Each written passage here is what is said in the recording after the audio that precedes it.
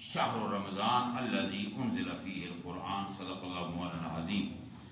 حضرات محترم، مبارک مہینہ بڑی تیزی سے جا رہا ہے، یہ قیامت کی نشانیاں ہیں، اور دن حضور نے فرمایا جب قیامت قریب ہوگی تو اس وقت سال مہینے کی طرح گزرے گا، مہینہ ہفتے کی طرح گزرے گا، ہفتہ دن کی طرح گزرے گا، اور دن جو ہے گھنٹے کی طرح، اور گھنٹہ جو ہے منٹ کی طرح گزرے گا۔ یہی حال ہے، عالم ہو رہا ہے۔ اس لیے جتنا نیکی کر سکو کرو، اور کوشش کرو اللہ کو راضی کر لو۔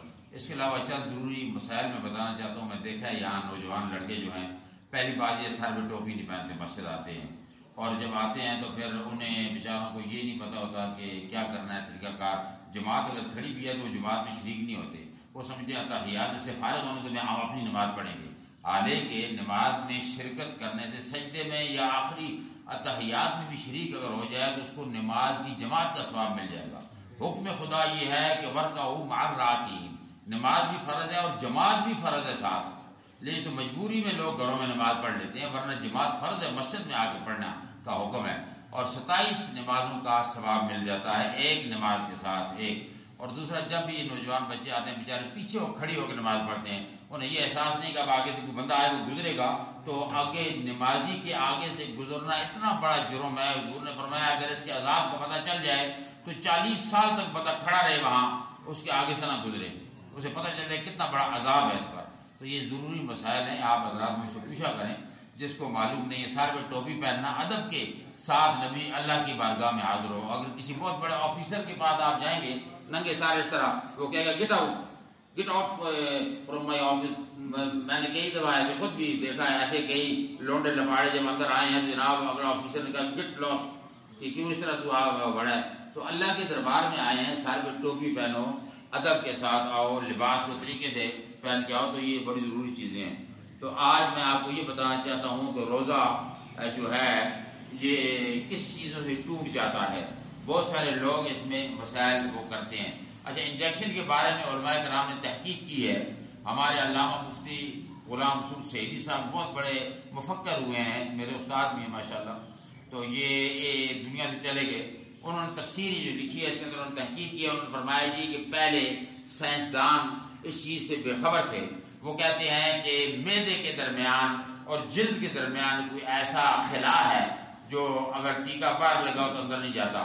تو انہوں نے فرمایا نہیں، ٹیکہ کا ہم نے اس میں تحقیق کی ہے، اور انہوں نے تحقیق کی ہے کہ آپ ٹیکہ کہیں بھی لگائیں گے وہ ضرور جا کر معدے پہ افیکٹ کرے گا اور تب جا کے اس کا اثر ہوگا۔ اس لیے انہوں نے فرمایا ہے کہ جناب انجیکشن کے ساتھ روزہ ٹوٹ جاتا ہے، انجیکشن نہیں لگانا چاہیے۔ حالانکہ میں نے کئی دفعہ ابھی میں نے نیٹ پہ دیکھا ہے، انہوں نے کہا جی انسولین اگر آپ لگائیں، شوگر والے مریض لگاتے ہیں، کہتے ہیں اسی بھی روزہ نہیں ٹوٹتا۔ کتنی بڑی عجیب بات ہے، چونکہ ابھی جو ماڈرن لوگ ہیں لبرل، ان کو قرآن حدیث سے کوئی غرض نہیں ہے، وہ اپنے بینیفٹ دیکھتے ہیں۔ وہ کہتے ہیں جی اگر ایک آدمی کو شوگر کا مریض ہے تو وہ جناب وہ اوپر جناب وہ ٹیکے کی طرح ہوتا ہے وہ انسولین، وہ لگا لے تو روزہ ٹوٹ جائے گا، اس لیے جسم کے اندر چیز داخل ہوئی ہے اور اس سے روزہ ٹوٹتا ہے۔ اس لیے ان چیزوں کا احتیاط کریں۔ ہاں، بھولے سے اگر آپ کھا پی لیں یا جو بھی معاملات کر لیں اس سے روزہ نہیں ٹوٹتا، اور یاد نہ ہو تو۔ اس کے علاوہ روزے دار کے حالت میں اگر ایسے بیٹھے سوئے ہوئے مکھی چلی جائے تو روزہ نہیں ٹوٹتا، جانتے ہوئے بھی، اور غبار دھواں مکھی وغیرہ داخل ہو تو روزہ نہیں ٹوٹے گا، کیونکہ اس سے بچنا ذرا مشکل ہے۔ تیل لگانا، سرما لگانا وغیرہ اس سے روزہ نہیں ٹوٹتا، اور گو کے تیل کبھی ذائقہ اس کا حالت میں محسوس ہوتا ہے سرما لگانے سے، لیکن اس سے فرمایا روزہ نہیں ٹوٹے گا۔ اور فسد لگوانے سے بھی روزہ نہیں ٹوٹے گا۔ یہ فسد جو اوپر خون کے اوپر وہ لگاتے ہیں گندا خون نکالنے کے لیے، تو اس سے روزہ نہیں ٹوٹے گا۔ اور اس کے علاوہ خواب کے اندر اگر برا خواب آ جائے تو اس سے بھی روزہ نہیں ٹوٹے گا۔ اور کلی کرنے کے بعد منہ میں جو تری رہ جاتی ہے، تری، بندہ وضو کرتا ہے کلی کرتا ہے، پانی کی تری ہے، تو اس پانی کی تری کبھی حلق میں چلی جاتی ہے، اس سے بھی روزہ نہیں ٹوٹے گا، کیونکہ آپ نے وہ وضو کیا اور اس پہ وہ نہیں ہے۔ اس کے علاوہ منہ سے ہاں اگر خون نکلا دانتوں سے تو اس سے روزہ نہیں ٹوٹے گا، لیکن اگر وہ خون زیادہ تھا اور اتنا زیادہ تھا کہ وہ تھوک پہ غالب آ گیا اور اندر چلا گیا حالت میں، تو پھر اس سے روزہ ٹوٹ جائے گا. ریٹ وغیرہ آنے سے، کھانسی کرنے سے، کھنگار وغیرہ اندر لینے سے روزہ نہیں ٹوٹے گا اور اگر حالت میں چلی گئی. اس کے علاوہ بے شمار مسائل ہیں کہ سحری کے وقت جب آپ نے سحری سمجھ کر رات کے وقت سحری سمجھ کر صبح ہو چکی تھی جبکہ سورج چڑھ گیا تھا، آپ نے سمجھا سحری ہے تو آپ اس وقت جناب اپنا سحری کر رہے ہیں، یا غروب آفتاب سمجھ کر آپ نے روزہ افطار کر دیا جبکہ دن تھا ابھی وقت تھا، تو اس سے روزہ فرمایا ٹوٹ جائے گا. اس لیے کہ آپ کو اس کی چیز کی احتیاط کرنی چاہیے. اچھا، کئی روزے ایسے ہوتے ہیں جس پر صرف قضا واجب ہے اور کئی ایسے ہیں جن پر قضا بھی ہے اور کفارہ بھی ہے. اگر کوئی شخص رمضان کے روزے میں عمدن اپنے تعلقات اپنی وائف کے ساتھ استعمال کرتا ہے تو عمدن جان بوجھ کر، تو فرمایا یا کوئی عمدن دوا غذا پیے تو اس پر قضا بھی واجب ہے، کفارہ بھی واجب ہے. روزہ رکھے گا بھی بعد میں اور 10 مسکینوں کو اور 60 مسکینوں تک حکم ہے کھانا کھلائے گا ایک روزے کے بدلے. اور اگر اسے خود کہہ آئے کہ الٹی آئی تو روزہ ٹوٹے گا، لیکن اگر خود الٹی وغیرہ کر کے اس نے الٹی کی تو روزہ اس کا اس سے ٹوٹ جائے گا. اور منہ بھر کر بھی کہہ آئی خود آ گئی تو کوئی پرابلم نہیں ہوگا. اور اس کے بعد انہوں نے فرمایا کہ اگر جان بوجھ کر کہہ اس نے کی الٹی کی، پیٹ میں گیس تھا تو جان بوجھ کر الٹی کرنے سے اس کا روزہ ٹوٹ جائے گا. اور اس لیے انہوں نے فرمایا کہ منہ بھر کر کہہ آئے اور اجماعاً روزہ ٹوٹ جائے گا اور اس میں صرف قضا ہے، کفارہ نہیں ہے اس کے اندر. تو اس کے علاوہ روزہ میں کسی چیز کا بلا عذر چکھنا، چکھ سکتا ہے بندہ حسب ضرورت ہے. جیسے میں نے عرض کیا تھا کہ اگر کسی خاتون کا شوہر غصے کا تیز ہے اور وہ اسے خطرہ ہے کہ وہ اگر نمک کم ہوگا یا اس طرح تو وہ مجھے جو ہے ڈانٹ ڈپٹ کرے گا تو اس سے وہ چکھ سکتی ہے، اجازت ہے. لیکن ایسے خواہ مخواہ چکھنا اور یہ چیز مطلب یہ جائز نہیں ہے. اور اس کے علاوہ معانقہ کرنا وغیرہ اس سے روزہ ٹوٹتا. پوچھوں پر تیل لگانا، سرما لگانا کوئی مکروہ نہیں ہے، مسواک کرنا بھی مکروہ نہیں ہے، اور شام کے وقت کیوں نہ کی جائے. تو اس کے بارے میں یہ انہوں نے بتایا ہے. تو روزہ ٹوٹنے کے لیے مین یہ ہے کہ انسان کی نیت ہے.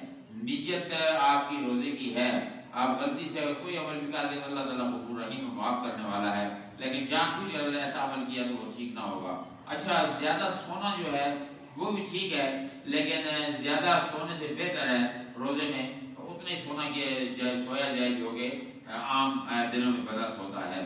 تو عبادت زیادہ کرنی چاہیے اور کوشش کی جائے کہ مسجد میں آ کر پہلی رکعت جب تراویح پڑھتے ہیں، کئی بچے میں نے دیکھے اور بیٹھے رہتے ہیں جب ہم سب رکوع پہ جاتے ہیں پھر اٹھ کے جناب سلام مارتے ہیں. یہ غلط بات ہے. یہ جو پہلی ہے نا تکبیر اولا، فرمایا اس کا بہت بڑا رتبہ ہے. تکبیر اولا کو مس کرنے والا گویا اس نے نماز پوری مس کر دی. اس کا مطلب یہ ہے تو کوشش یہ کریں کہ اول سے شروع کریں.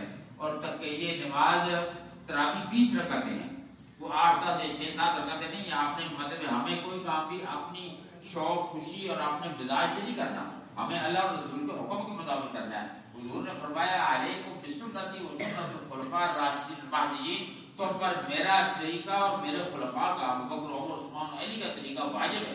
جو طریقہ انہوں نے کیا تو حضرت عمر نے باقاعدگی کے ساتھ نماز جماعت 20 رکعتیں شروع کرا دی تھی اور آخر تک وہ پڑھتے تھے. جو بندہ نہیں پڑھتا تھا اس کو سزا ملتی تھی، درے مارے جاتے تھے. تو اب یہاں پر وہ حال نہیں ہے. جو آدمی ہے 4 پڑھے گی 2 پڑھے گی پہلے بھاگ گیا. بھائی جب نماز پڑھنی ہے، رمضان سال کے بعد آتا ہے، اس کو راضی کرو، یہ رب کا مہمان ہے. یہ واپس جا کر رب پوچھے گا اس سے کہ تو گیا تھا کس نے تیرے ساتھ کیا کیا. رمضان ہر ایک کا بتائے گا فلاں نے یہ کیا، فلاں نے یہ کیا، فلاں نے یہ کیا.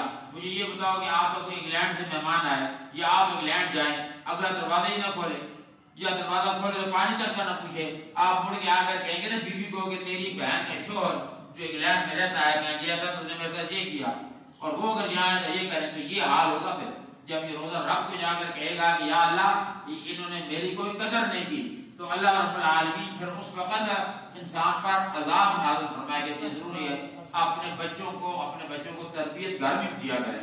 مولوی کی تو سنتے ہیں لیکن گھر میں ماں جو سکھاتی ہے نا وہ سب سے مین تربیت وہ ہوتی ہے. باپ جو سکھاتے ہیں وہ تربیت ہوتی ہے. دعا کریں اللہ تعالیٰ ہمارے گھروں میں دلوں میں اسلام نازل فرمائے. الحمدللہ رب العالمین.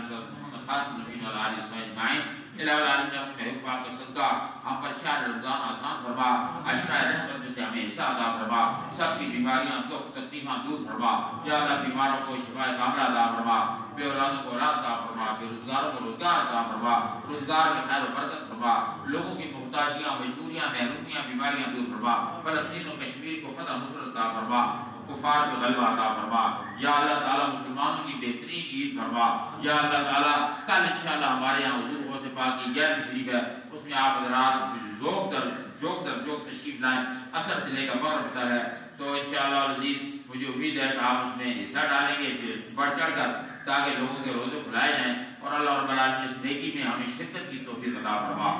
یا اللہ تعالیٰ جو لوگ حاجت مند ہیں، پریشان ہیں، تکلیف، کئی لوگ میرے پاس آئے، یہ بڑی پریشانیاں ہیں، کوئی عدالت کے چکروں میں ہے، دوسرے چکروں میں ہے، یا اللہ اپنے فضل سے سب کے چکروں کو ختم فرما دے اور سب کو فتح نصرت کا پروانہ عطا فرما۔